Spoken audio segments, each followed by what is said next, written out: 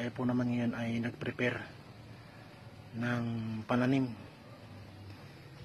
Ito po ay mahogany, mga kababayan ka pong Pilipino, atin pong tulungan ng kalikasan.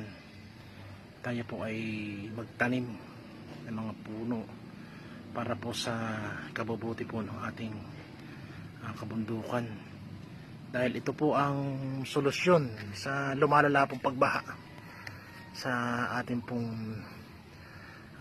bayan, sa ating pong nasakupan. So kung hindi po natin ngayon aalagaan ang ating pong kalikasan, ang mga susunod pa hong henerasyon ay wala na pong pakikinabangan pa.